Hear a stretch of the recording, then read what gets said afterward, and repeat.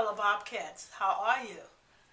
It's good reconnecting with you, and I appreciate all of you inviting me to be your friend on Facebook. But believe it or not, Doc is still trying to learn how to utilize the Facebook to its fullest. So someone has promised next week they're going to teach me how to do it. So it's great, and congratulations to those of you who have written books and who are doing quite well. We look forward to you coming. We have about 3 months and counting. So we look forward to you coming. And last time we talked about different organizations. I believe one of the largest organizations between 1975 and probably at least 1985 or 90 was the Gospel Voices of Faith. It was a mobilizer for the entire campus, the Gospel Voices of Faith. And what was so ironic about that was the fact that on Fridays we met at Galbraith Chapel, and we would be fasting on Fridays, and we would have fasted, and we go at 6 o'clock or 6:30, and we would pray. And the irony of it was, if you're walking around on the campus, young men who were dating young women in the Gospel Voices of Faith would say, "I'm fasting." And you ask them, "Why am I fasting?" "I don't know, I'm just fasting because the Gospel Voices of Faith is fasting." And so that was really, but we did, not only did we sing, but I remember the first time we did a gospel extravaganza. The newspaper highlighted it as one of the best cultural programs to ever be presented at Ohio University. And I can never forget in 1978 when there were some problems that had occurred in Marietta, and some of it had trickled over to Ohio University, and so there was some unrest that was going on, and I was an avid jogger.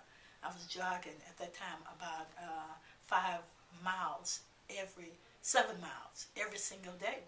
And on this particular morning, I was jogging. Now, I know some people say, "Oh, that lady's off her rocket," but it happened for real.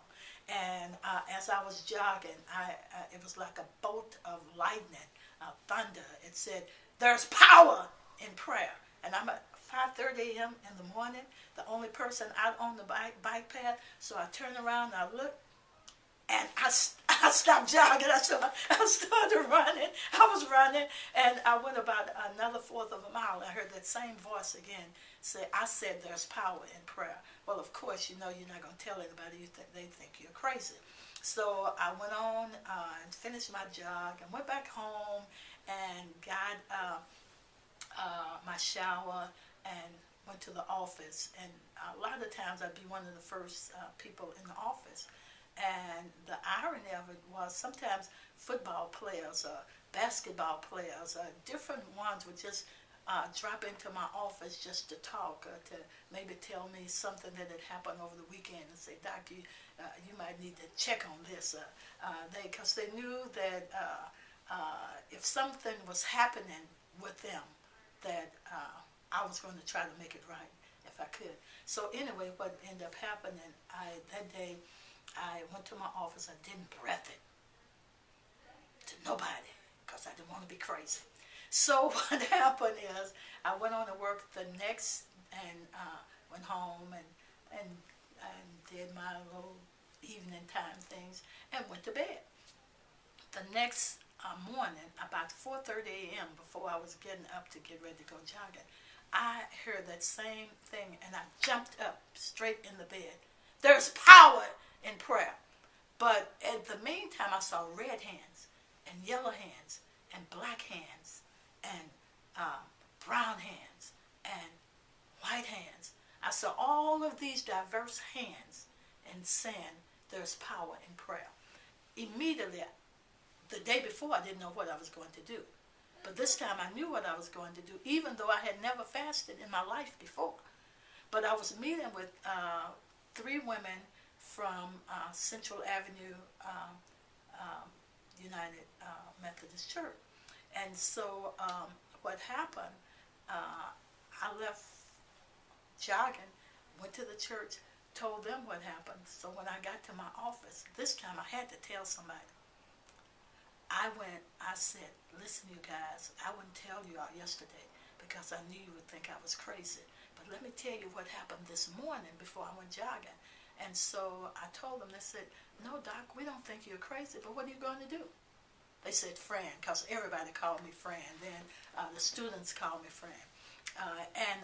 So I said, I'm never going to eat again until the president of the university, chief of police, the mayor of the city, and the dean of students do something about this problem. Well, I came up with, I just found it about a couple of weeks ago, the list of grievances that I had. And what happened was I called every student organization, not every black student organization, but every student organization. I called all of the ministers in town and asked them would they gather for a pray-in against the injustices that was happening on campus.